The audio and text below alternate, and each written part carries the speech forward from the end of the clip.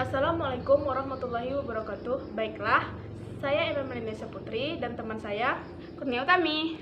Di sini kami dari kelompok 2 akan membahas materi mengenai keterampilan menjelaskan dan keterampilan bertanya untuk memenuhi tugas mata kuliah pengajaran mikro.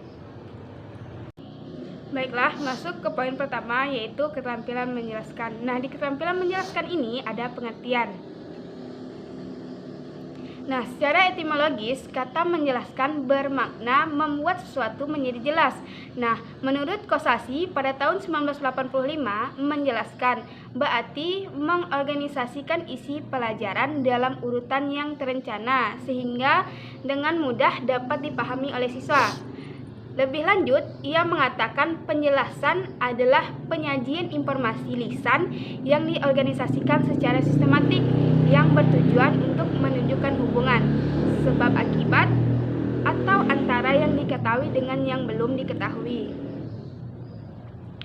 Nah, melalui pemaparan pengertian menjelaskan, baik dilihat dari segi etimologis maupun secara istilah yang dikemukakan di atas, kita dapat menangkap inti pesan dari menjelaskan, yaitu membuat sesuatu menjadi jelas dengan cara yang pertama, yaitu mengorganisasikan isi pelajaran. Yang kedua, yaitu menunjukkan hubungan.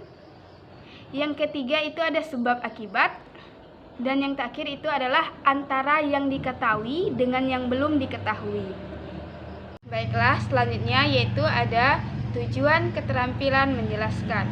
Nah, salah satu indikator pembelajaran yang berkualitas yaitu adanya kemampuan untuk melakukan transfer.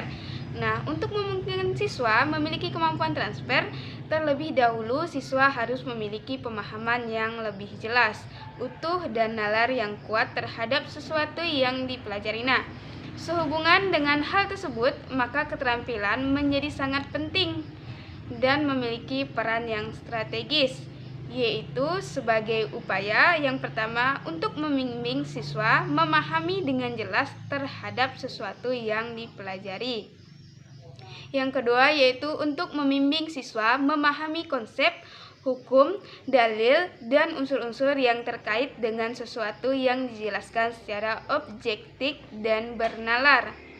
Yang ketiga yaitu untuk meningkatkan aktivitas dan kreativitas siswa dalam memecahkan masalah melalui penerapan cara berpikir.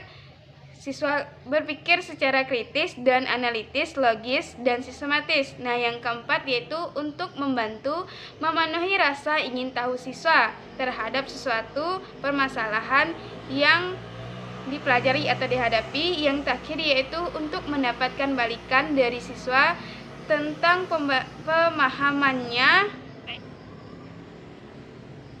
pemahamannya terhadap sesuatu yang dijelaskan. Baiklah, selanjutnya yaitu ada unsur-unsur keterampilan menjelaskan. Pada garis besarnya ada dua unsur pokok yang harus dikuasai oleh guru untuk melaksanakan keterampilan menjelaskan, yaitu pertama, keterampilan merencanakan penjelasan, dan yang kedua yaitu keterampilan menyajikan penjelasan itu sendiri. Nah, satu yaitu keterampilan merencanakan penjelasan. Keterampilan menjelaskan sangat berhubungan dengan keterampilan mengkomunikasikan. Nah, dalam komunikasi pembelajaran ada 3 komponen utama yang harus dipertimbangkan dalam merencanakan keterampilan menjelaskan, yaitu pesan atau materi yang akan dijelaskan, saluran atau alat atau media yang digunakan untuk menjelaskan, dan yang terakhir yaitu karakteristik siswa sebagai penerima penjelasan. Nah, yang kedua yaitu keterampilan melaksanakan penjelasan. Jelas atau tidaknya materi yang dikomunikasikan kepada siswa tergantung pada tingkat kejelasan dari penyampaian pesan. Adapun unsur-unsur yang memperjelas penyampaian materi antara lain yaitu kefasihan berbicara, penggunaan bahasa yang baik dan benar, susunan kalimat, penggunaan istilah yang sesuai dengan pembendaharaan bahasa yang dimiliki siswa.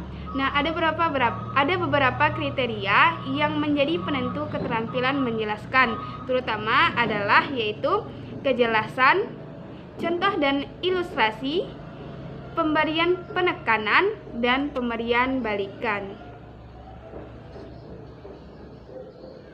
Nah, selanjutnya yaitu ada prinsip keterampilan menjelaskan.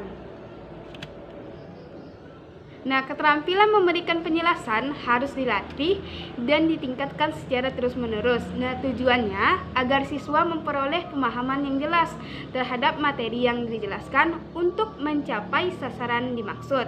Maka, dalam memberikan penjelasan harus memperhatikan beberapa prinsip sebagai berikut, yaitu yang pertama ada keterkaitan dengan tujuan atau kompetisi. Yang kedua ada relevan antara penjelasan dengan materi dan karakteristik siswa. Yang ketiga yaitu kebermaknaan. Yang keempat dinamis.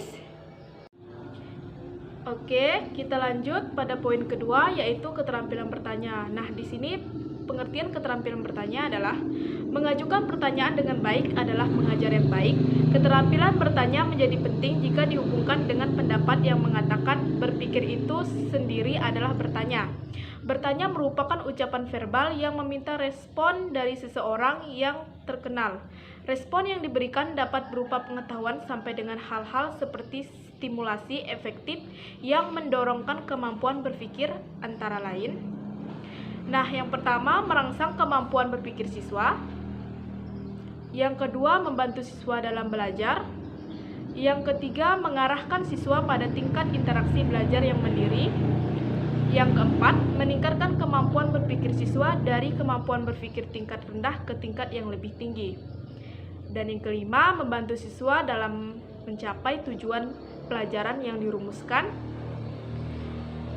Nah, untuk komponen-komponen yang termasuk ke dalam keterampilan bertanya yaitu ada dua. Komponen yang pertama yaitu ada keterampilan dasar bertanya, yaitu ada pengungkapan pertanyaan secara jelas dan singkat, pemberian acuan, pemusatan ke arah jawaban yang diminta, pemindahan giliran menjawab, penyebaran pertanyaan, dan pemberian waktu berpikir, serta pemberian tuntunan. Nah, untuk komponen yang kedua ada keterampilan bertanya lanjutan. Poin pertama ada pengubahan tuntunan tingkat kognitif pertanyaan, urutan pertanyaan, melacak, dan yang keempat ada keterampilan mendorong terjadinya interaksi antar peserta didik. Nah, selanjutnya ada teknik dasar bertanya. Untuk teknik dasar bertanya yang pertama yaitu ada pertanyaan yang diajukan harus jelas dan langsung diajukan kepada semua peserta didik dan diberikan waktu secukupnya untuk berpikir menjawabnya. Yang kedua, mencegah jawaban yang tidak sesuai dengan pertanyaan. Yang ketiga, mempersilahkan peserta didik untuk menjawab. Keempat, memotivasi peserta didik agar mendengar jawaban. Adapun hal-hal yang harus dihindari yaitu yang pertama ada menjawab pertanyaan sendiri, kedua mengulang jawaban peserta didik, ketiga mengulang-ulang pertanyaan sendiri, dan yang keempat mengajukan pertanyaan yang memberikan jawaban serentak. Selanjutnya ada jenis-jenis pertanyaan menurut tujuannya. Yang pertama yaitu pertanyaan permintaan, yaitu pertanyaan harapan agar siswa memenuhi perintah. Yang kedua, pertanyaan retoris, yaitu menghendaki jawaban guru. Yang ketiga, pertanyaan mengarahkan, yaitu pertanyaan yang diajukan untuk mengarahkan siswa dalam proses berpikir. Yang keempat, bertanya menggali, yaitu pertanyaan lanjutan yang akan mendorong siswa untuk lebih mendalami jawabannya. Yang kelima, pertanyaan menurut taksonomi Bloom, kognitif, efektif, dan fisikomotor. Keenam, pertanyaan menurut luas dan sempit secara sasaran. Nah, baiklah, sekian pemaparan materi tentang keterampilan menjelaskan dan keterampilan bertanya. Nah, jika teman-teman ingin menambah pengetahuan atau ingin membaca lebih lanjut, teman-teman bisa melihat pada referensi yang telah dicantumkan di atas ini. Kami dari kelompok 2 mengucapkan banyak terima kasih atas perhatian teman-teman semua. Dan mohon maaf jika ada kesalahan kata dalam pemaparan materi. Baiklah, kami berdua pamit undur diri. Wassalamualaikum warahmatullahi wabarakatuh.